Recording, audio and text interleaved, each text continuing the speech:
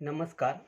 वसंतदादा पाटील शिक्षण संस्था संचालित श्री स्वामी समर्थ विद्यालय लांडेवाडी भोसरी पुणे या शाळेच्या संस्थेचे संचालक आदरणीय श्री दशरथ पाटील साहेब तसेच संस्थेच्या संचालिका आदरणीय श्रीमती पद्मावती पाटील मॅडम यांच्या प्रेरणेने, आशीर्वादाने आणि मार्गदर्शनाखाली आज आपण गुरुदेव रवींद्रनाथ टागोर यांची जयंती साजरी करत आहे. प्रथम मी संस्थेच्या व शाळेच्या वतीने गुरुदेव रवींद्रनाथ टागोर यांच्या कार्यास विनम्र अभिवादन करतो. मी श्री वसंत ज्ञानदेव मोरे, BSc BEd, आपणास रवींद्रनाथ टागोर यांच्या कार्याविषयी माहिती सांगत आहे. कोलकात्याच्या जोराशंका ठाकूरबाडी येथे 7 मे 1861 मध्ये रवींद्रनाथ टागोर यांचा जन्म झाला. वडील देवेंद्रनाथ टागोर व आई शारदादेवी यांच्या 14 अपत्यामध्ये रवींद्रनाथ हे 13वे अपत्य होते. 11व्या वर्षी मुंज झाल्यावर रवींद्रनाथांनी वडिलांसोबत 14 फेब्रुवारी 1873 रोजी भारत भ्रमणार्थ कलकत्ता सोडले. या भ्रमंतीत त्यांनी विविध ठिकाणे पाहिली. यात वडिलांची शांतिनिकेतन येथील मालमत्ता, जी आजचे विश्व भारती विद्यापीठ आहे, अमृतसर व हिमालयातील थंड हवेचे ठिकाण डलहौसी इत्यादी. येथे रवींद्रनाथांनी विविध व्यक्तींची आत्मचरित्रे वाचली. प्राथमिक शिक्षण घरीच झाले.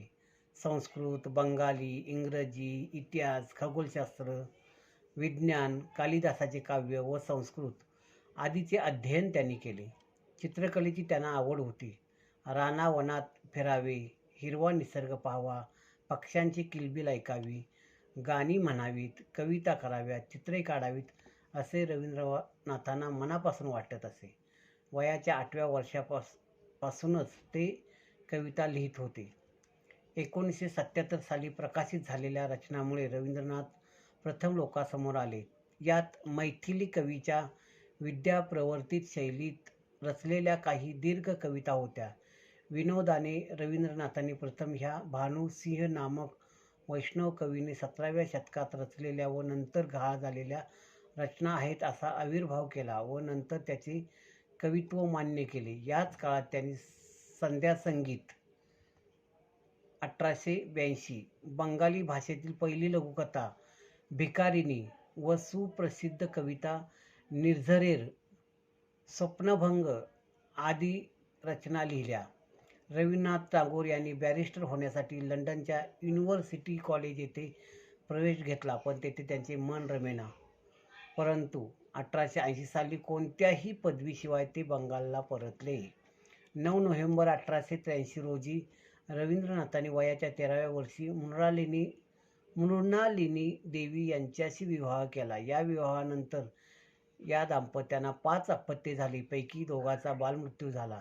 1890 साली रवींद्रनाथांनी सध्याच्या बांगलादेशातील सियालदा येथील टागोर घराण्याची मालमत्ता सांभाळण्यास सुरुवात केली.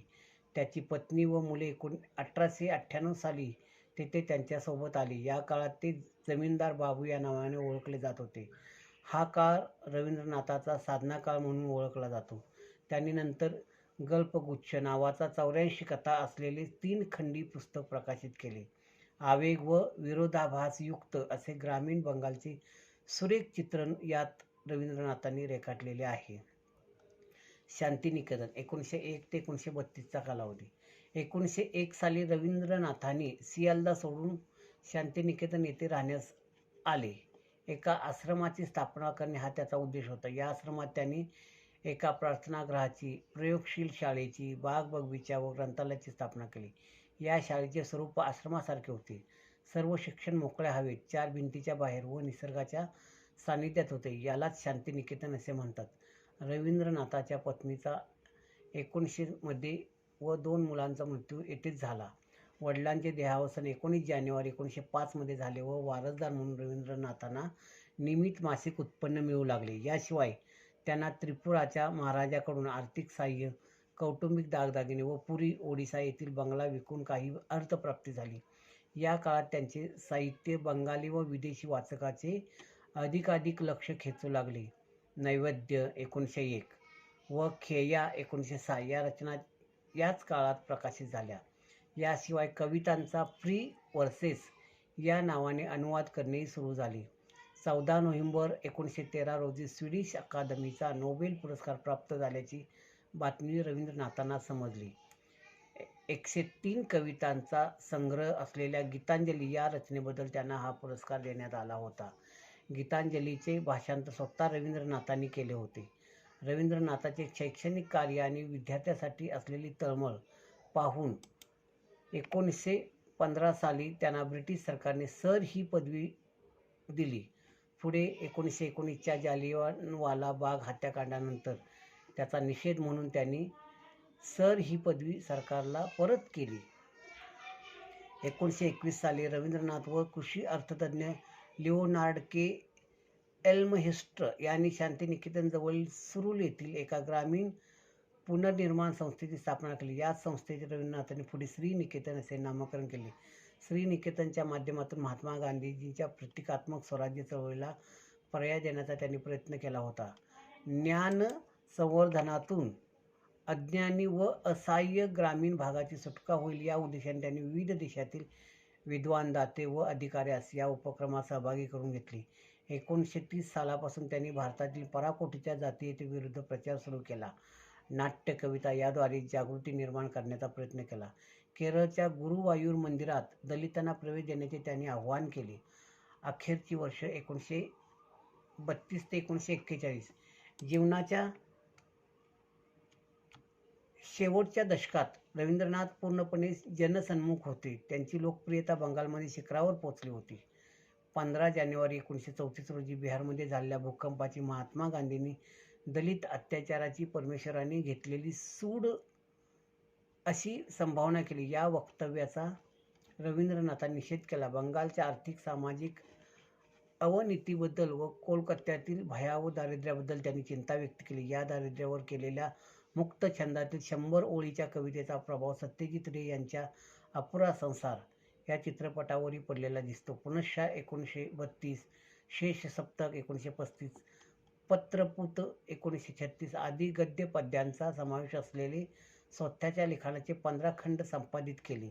याशिवाय चित्रागंधा, श्यामा 1939, चंडालिका 1938 यासारख्या नृत्य नाटिकावर विविध प्रयोग केले. याशिवाय दुई-बोन म्हणजेच 2 बहिणी 1933, मलंच 1934 आणि 4 अध्याय 1934 आदी कादंबऱ्या लिहिल्या. अखेरच्या काळात विज्ञानात रवींद्रनाथांना विशेष रस होता. यातूनच विश्वपरिचय या निबंध संग्रहाची निर्मिती झाली. जीवशास्त्र, भौतिकशास्त्र व खगोलशास्त्राचा त्यांनी केलेला अभ्यास त्याच्या कवितेतून जाणवतो. त्यांच्या कवितेतून झळकणारा निसर्गवाद हा त्यांना वैज्ञानिक नियमाप्रती त्यांना असलेला आदर अधोरेखित करतो. विज्ञानाची प्रगती त्यांनी आपल्या रचनांमधून मांडली आहे. जसे सेतू 1937, तीन संगी 1940, गल्पस्वल्प 1941. रवींद्रनाथांचे संपूर्ण साहित्य 40 खंडात प्रसिद्ध झाले आहे. रवींद्रनाथांच्या आयुष्यात शेवटची 4 वर्षे प्रदीर्घ व्याधी व आजारपणाने व्यापली. 1937 साली सुद्धा शुद्ध हरपून ते बराच काळ कोमात गेले होते. पुन्हा 1940 सालचा कोमा जीव घेणा ठरला. या शेवटच्या काळात लिहिलेल्या काव्यरचना रवींद्रनाथांच्या काव्यरचना सर्वश्रेष्ठ मानण्यात येतात. त्याचे मृत्यूविषयक चिंतन या रचनातून प्रकटते.